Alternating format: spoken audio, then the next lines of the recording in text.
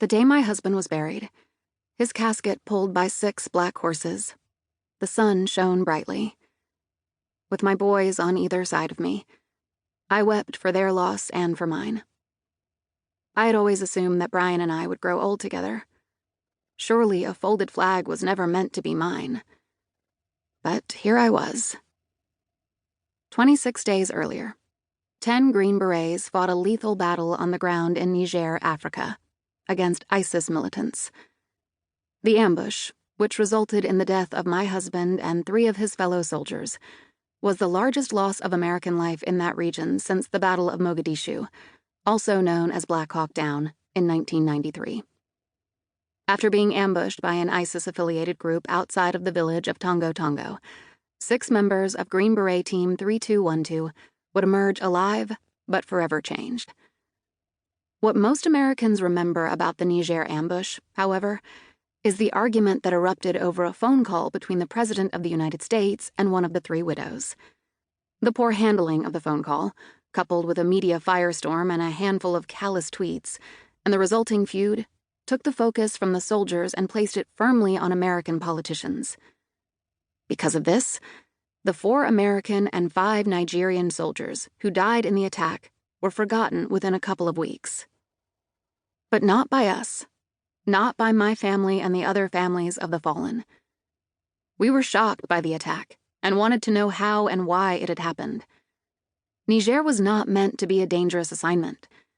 Teams like my husband's conducted missions on the continent using a by, with, and through strategy to train their partner forces by having their partners take a lead role.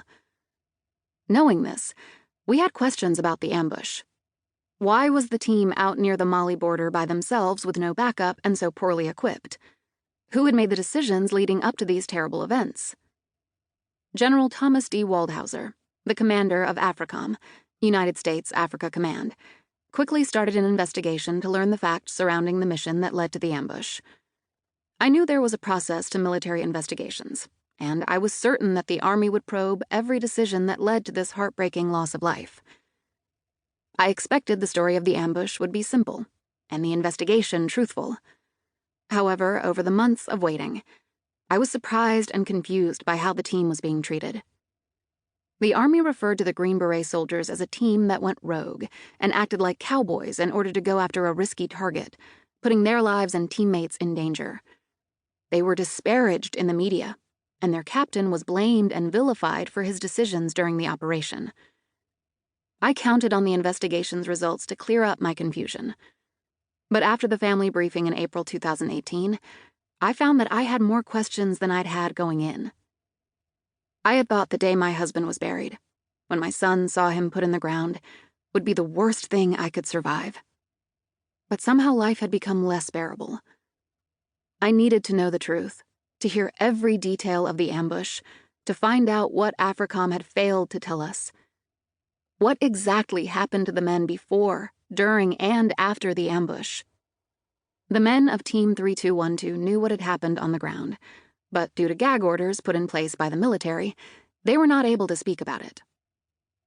I was faced with an overwhelming task, one that I had no idea how to begin. In late spring of 2018, I began talking with the remaining members of Green Beret Operational Detachment Alpha, ODA Team 3212.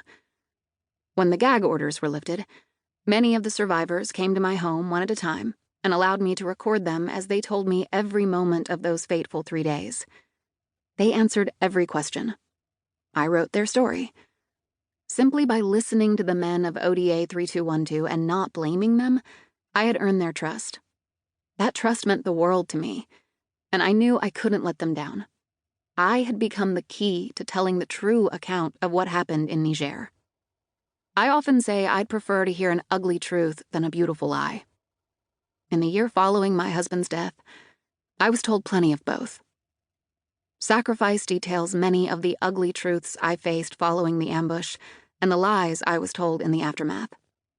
It tells the story of what happened to ODA 3212 in October 2017 in Niger, and shows how that account differs from the official narrative. I have aimed to share that truth and to honor the men who lived it.